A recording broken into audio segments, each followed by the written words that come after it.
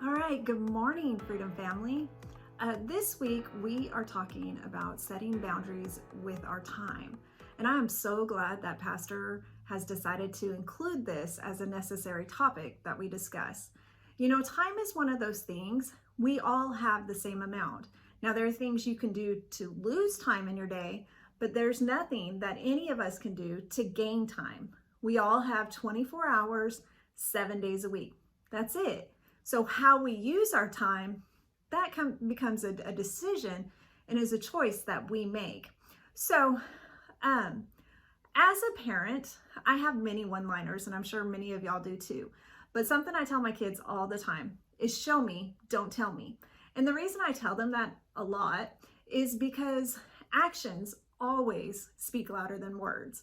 And it's your actions that either validate what you're saying or contradict what you're saying, and that your actions display your motives of what's really going on. And so with that thought in mind, you know, there are two things as adults that truly show what's important to us.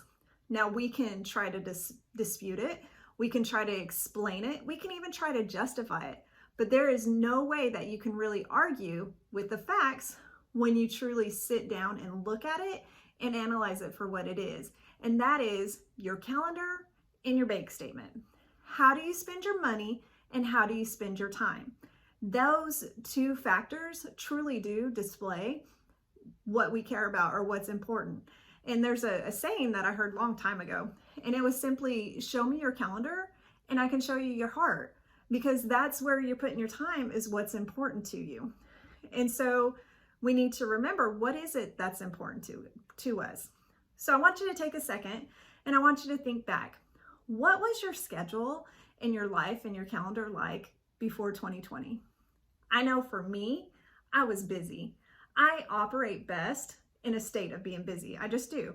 I've always been that way. I'm most productive when I'm busy. And so I was busy with my family. I was busy with school. I was busy with work. I was busy with church. I was busy with my extended family. I had a few friends. Like, I just kept busy just because I did. And 2020, one of the things that it forced us to do, or it forced me to do, was to slow down and to stop. And some of those things that had been so important and took so much of my time before 2020, all of a sudden were no longer there. They were no longer important to me. They just kind of laid there on the wayside. And what was important to me truly became important. And that was, you know, our basic needs: safety, health, basic necessities for both myself and my kids, and my mom, and my family. Like, the things that are really important truly became important during that time, or during that season of life. And coming out of that, we look at and see, where are we now? What have we grown through, or what have we seen through that season of life? Because I know we all learn things. And like I said, 2020 was not easy for any of us, but we have all learned things and hopefully come out as better people. Proverbs 10 verse 5 says, know the importance of the season you're in, and a wise son or daughter you will be. But what a waste when an incompetent son or daughter sleeps through his day of opportunity. And I believe that the last year and a half for us has been an opportunity. And I recognize it has been hard. And I recognize there are many people that have had life-altering events occur during this time. But I also recognize that for many of us, it was a chance to refocus. And so as life begins to open back up and the communities begin to open back up, how are you setting yourself up? How are you taking care of your time? How are you setting boundaries with your time? Or in this case, with your calendar? Like, where are you putting your priorities at? Where are you basing those at? And I've thought of some different tips to share what I'm doing and what's working for me. So first of all, we need to clearly define what our priorities are. What is important to you? And what, not just your faith, what about your faith?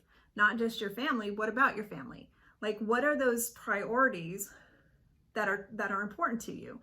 And so, for example, some priorities that many people have would be obviously our faith, our family, perhaps church, work, friends, or even self-care. Like, how are we taking care of ourselves?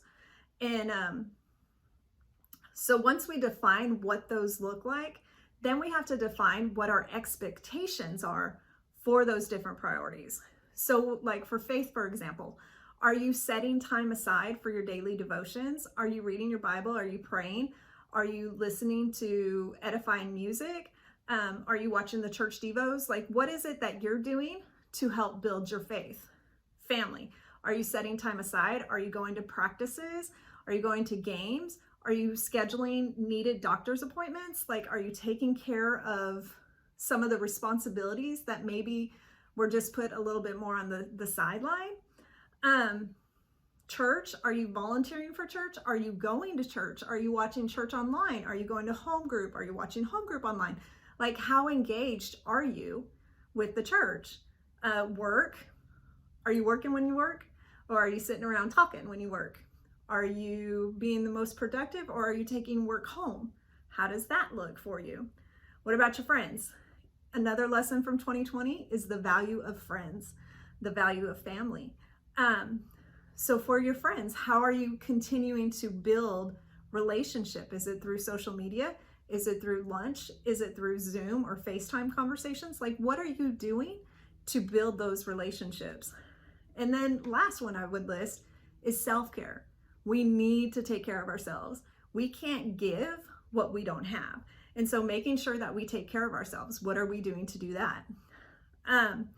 Once you clearly define them, then you got to set expectations. So what are you doing to define those things? Then you've got to determine your non-negotiables. What are the things that are absolutes?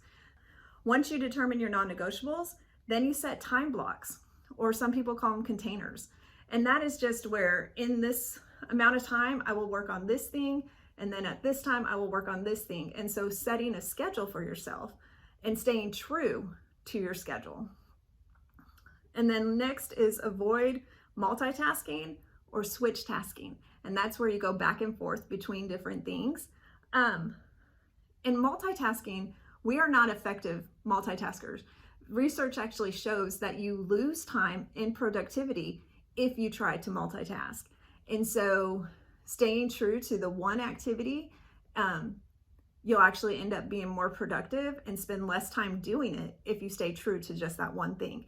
And then, so we're setting clearer definitions, setting expectations, determining our non-negotiables, setting time blocks, not multitasking.